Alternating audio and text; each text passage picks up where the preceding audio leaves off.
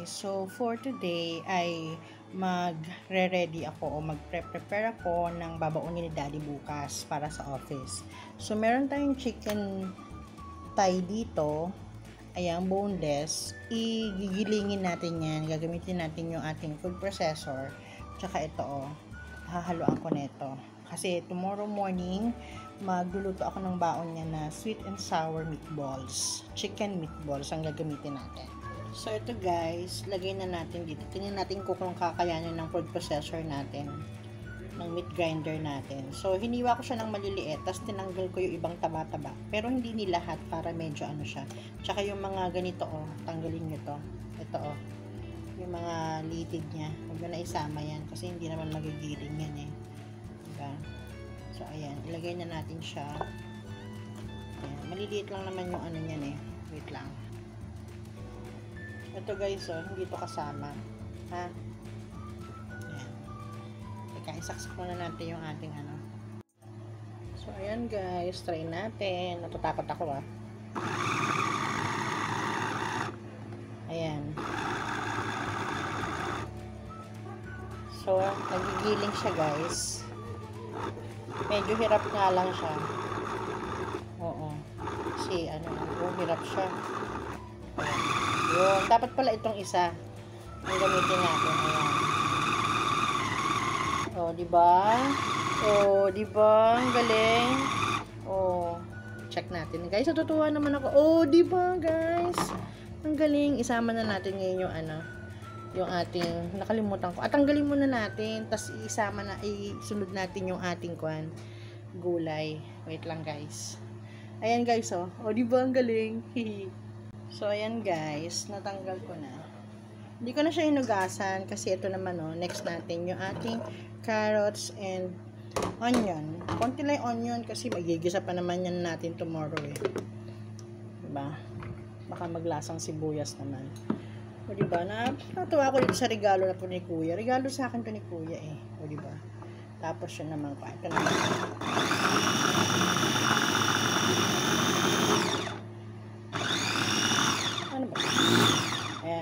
Itong isa, pagka yung kahit yung malakas yung kanyang giling.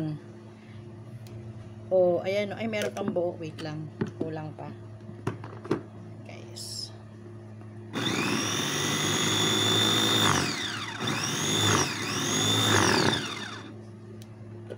Okay na yan, guys. Diba? Nakita niya?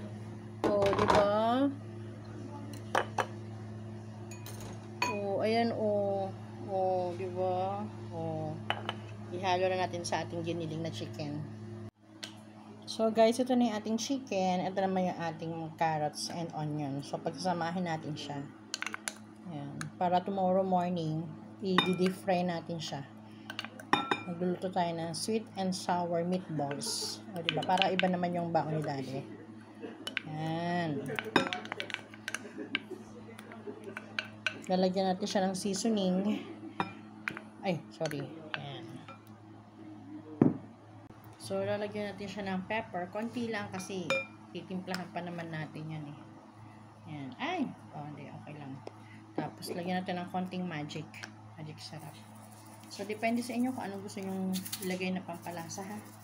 Ayan. Then, imekos-mekos lang natin siya. Diba? Ang ganda. Ganda ng kulay, Baon din to ni Kuya at saka ni Bunso. Kasi si Kuya, may pasok siya sa office. And then, si Bunso naman, may pasok din sa school. So, tomorrow, ako lang mag-isa dito sa bahay. Diba? Kasi papasok silang lahat. Kasama ko lang si Happy, si Chapopo, at saka si Coco. Ayan. So, yan muna ang gusto kong ilagay. Ayoko muna siya lagyan ng egg at saka ng flour. Bukas na natin siya lalagyan ng iba pang yan lang muna. Kasi ayoko pa siya lagyan ng egg Kasi bukas ko pa naman to lulutuin, guys. So ito muna siya.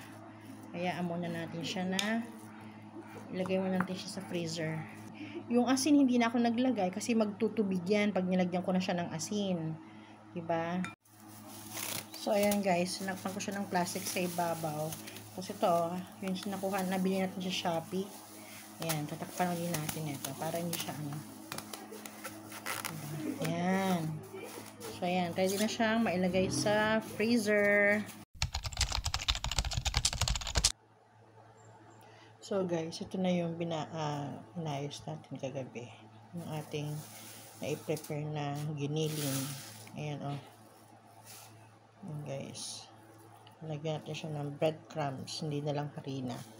Ano to? Egg and breadcrumbs. Lagyan natin ng asin. Ayan.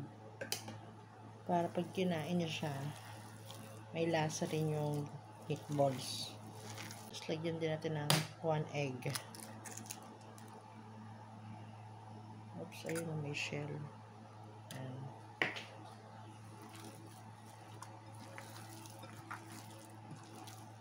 Tapos lagyan din natin ng 1/2 cup ng breadcrumbs.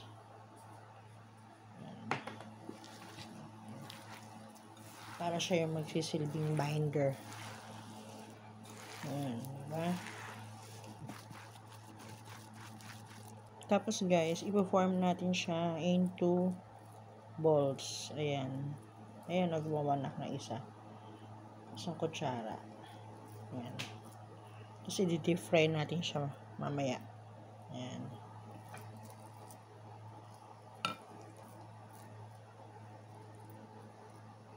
Malinis yung kamay ko guys, ha.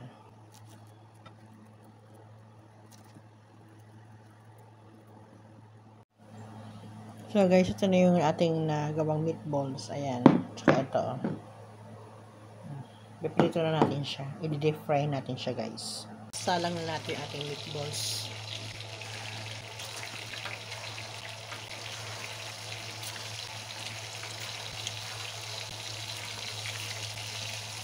So guys, balik rin na po natin. Ayan.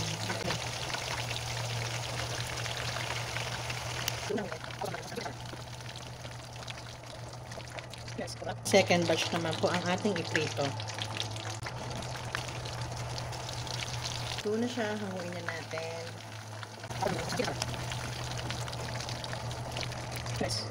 O, diba?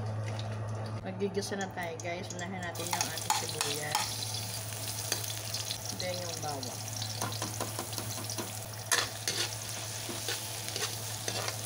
Lagyan na natin yung carrots.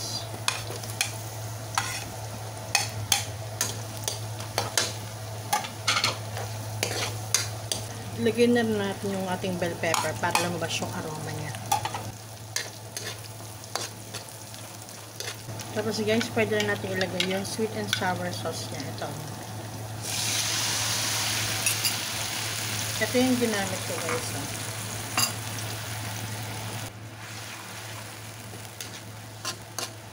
So guys, ito may timpla naman na yan. Pero gusto ko siya lagyan ng paminta. Ayan. Lagyan din natin siya ng konting asin. So kayo nang bahala mag-adjust dun sa lasa. Ha? Yan guys, kumukulo na. Lagyan na natin yung ating meatballs.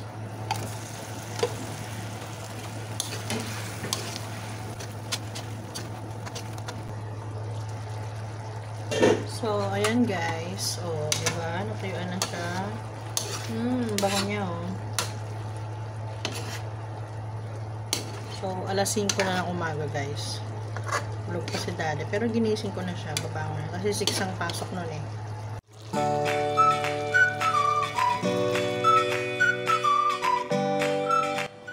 Ito na po ang niluto kong sweet and sour meatballs na baon ni daddy.